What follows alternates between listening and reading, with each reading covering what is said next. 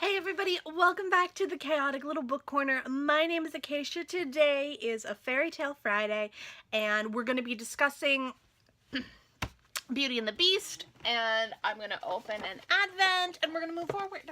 Is The Listening Deer from Ashmole Bicetary. It's very pretty. Very pretty. All right. So, I have two retellings of Beauty and the Beast that I have not seen spoken about on the BookTube community. I did not track them on Goodreads. Why? Because I didn't want you to know what I was reading. That is why. I wasn't trying to keep it too much of a secret, but I like kind of surprising you with two books that are completely unheard of, underhyped, and, like, not really touched upon. So these two books were good. I enjoyed them for what they were, if that makes sense. I read both of these books in about a week. One is called Roses by Rose Mannering, and this one is at 317 pages. On the back, it does say ages 12 and up, so I'll explain that in a little bit. And then the other one is The Beast, and this one is by Lindsay Mead, and they are both YA romance style. Now, I will admit, I really struggle to find non-romance style retellings of fairy tales, and I did a lot of work into Beauty and the Beast, and the psychology of it, and the ideas behind it, and the histories, and all of those things, and I really wanted to find retellings that I thought embodied those things. However, I don't think anyone's made those yet, because all of the research I did kind of led me in the direction of things like Sarah Moss, The Beauty, and a lot of other things that are just retellings that we've seen several times, that have turned into movies, all of those sorts of things. And I didn't think any of them really executed my channel and really gave that kind of oomph that I'm looking for. So I went with these. These two I had never heard of. I had found them on Goodreads, and they were random, and I was excited to get into them. I read them. I think they are, if you love Beauty and the Beast, you will love these books. However, if you are a Beauty and the Beast light fan, like if you like Beauty and the Beast, these books are a really interesting twist on it. I myself am a Beauty and the Beast fan in certain aspects, but not as hardcore as some. I am a big fan of Belle, of course, and the Beast always made me kind of weirded out because there's a lot of Stockholm Syndrome stuff going on there, which I'll address at the end of this.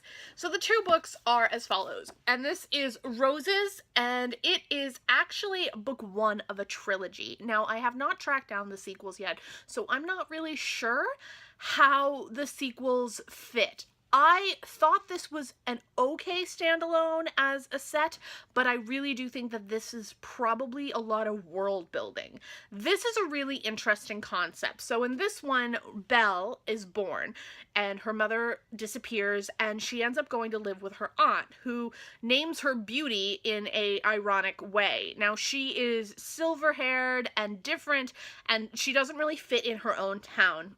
And the town begins to have a purge of magical beings. Now, so she ends up going into the hillside, where she is captured and found by the town officials, basically, and they threaten to bring her back. Now, when they threaten to bring her back, she ends up escaping, and she ends up finding a random location where there is a beast, and the story progresses from there.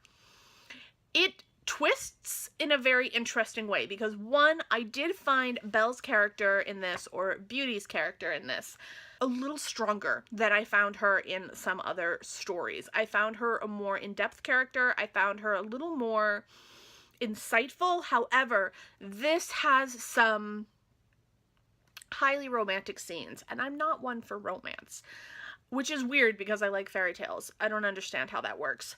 But I definitely would say that the thing about this that I really enjoyed was the world building, because it's actually not in any way, shape, or form set in it's actually set in more of a fantasy realm versus just fairy tales. So there are fairy tale elements that kind of get pulled in on and off, but it's almost like a fantasy set around a fairy tale rather than a fairy tale set in a fantasy. it's not as fairy tale heavy as some of them have been. And I really appreciated that because I didn't want a fairy tale heavy story. I wanted to discuss the themes and the ideas that go with Beauty and the Beast. And this did that a little more interestingly than would have in other situations. They also had a very strong beauty character, which was fabulous. So yes. And then the other one is the Beast. Now, the Beast...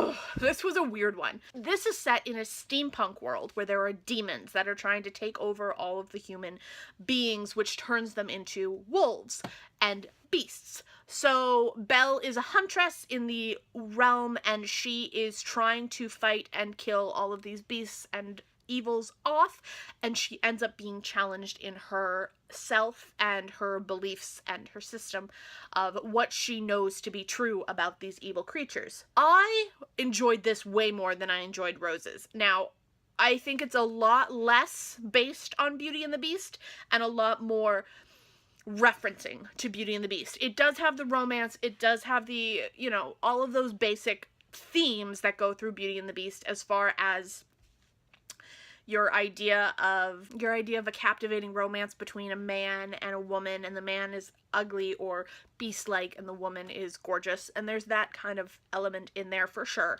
But I liked it more because, again, the world building was way more fun. This actually I thought was just fun in general because I love steampunk worlds, and that really was brought to life in this. The demon aspect is really interesting, and the idea that a man can be taken over, or a human can be taken over by a demon and still be loved, which I kind of, in my own brain, twisted to be a person can be mentally ill and still loved, you know, that whole thing. When reading it from that aspect, it worked pretty well. So, those are the two Beauty and the Beast retellings that I picked up. Now, let's dive into the psychology of Beauty and the Beast.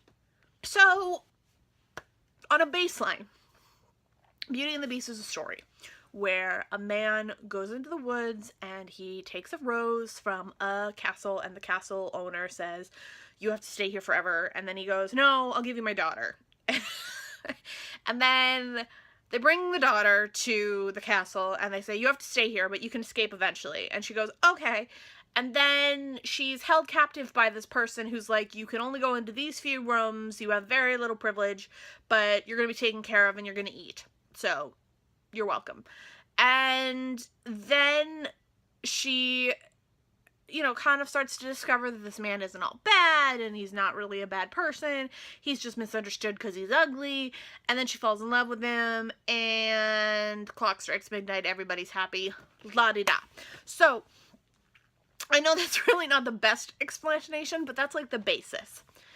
So let's break down a little bit into these things. Now, first of all, let's talk about the idea of marriage and matrimony, and the idea of a man giving his daughter to another man in order to obtain objects and property and food and money. Right there. Like, that's the first thing that happens, is there is a direct exchange of a female body for an item. So, there's that. And then she ends up going into this situation where she's with a man who doesn't really treat her well, doesn't really do much for her, doesn't give her any attention or love or anything to that nature, and he ends up becoming her one true love because there's more to him, there's more depth, there's more under the skin. Now, I definitely would argue that there's a little bit of a Stockholminess thing happening where she's like, "But my captor is so wonderful and kind," and it's just a little weird, a little wonky for me.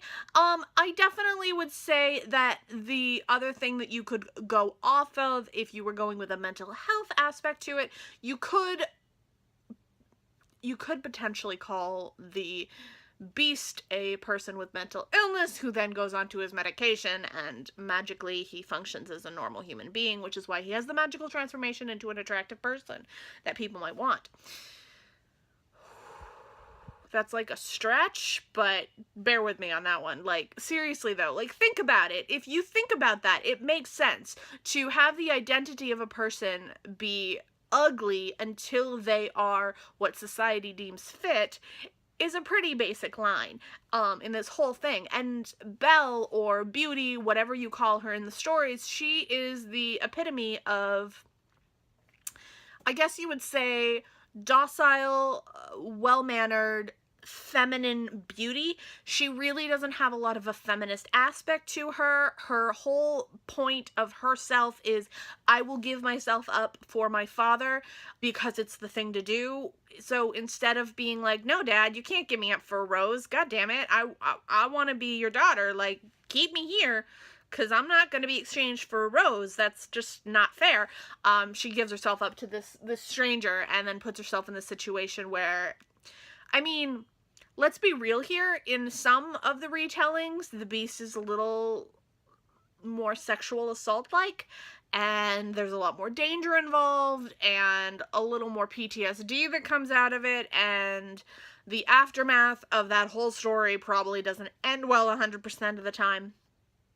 And then if we break it down into the Disney world, we're looking at these two very misogynistic, sexist males. Now, we're looking at Gaston, who is the epitome of sexist misogyny and absolutely disgusting. And he is completely, he's gross. Like, he's gross. I don't like him. I don't like him. I used to like him as a child. Does that explain my taste in men? Yes. And then the Beast is this character that you fall in love with gradually. You learn more about him. You see the depth of him. You understand him. But in my opinion, the aspect of, I'm gonna be a jackass to you initially, and then I'm gonna let my guard down, and you're gonna stick around and wait it out while I treat you like crap, is really weird. I have a problem with that myself. I've been definitely dealing with that in my own dating world, where like a guy's like, hey babe, blah blah blah blah, no, I'm a really nice guy, and then I'm like, but you're not acting like a nice guy, so why should I give you the benefit of the doubt that you are a nice guy if you're not acting as such? And that's really where the Beast comes into play, is this idea that we owe men the benefit of the doubt that if we earn them being nice to us, they'll be nice to us. But we have to earn it, which is so messed up and so unfair. These two books definitely were more focused on Beauty, or Belle, having a more intense role that was more feminist, more strong, more female-driven character, less about being the victim, more about being the survivor. I think Rose's was a little more victim-esque than the Beast. The Beast, she's definitely more of a huntress and a slayer. I find that a lot of steampunk females are very, very hardcore, and so I enjoy those worlds. I mean, if you liked Soulless, the Beast is not comparable, because nothing's comparable to Soulless, but it's the same type of kick-ass, if that makes sense. So, those are my thoughts on that. That is my thoughts on Beauty and the Beast. I hope you guys liked it. Hope it didn't offend anybody, because honestly, I'm not trying to offend anybody. I'm just trying to break this down.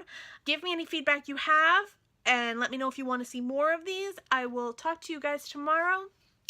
Happy holidays.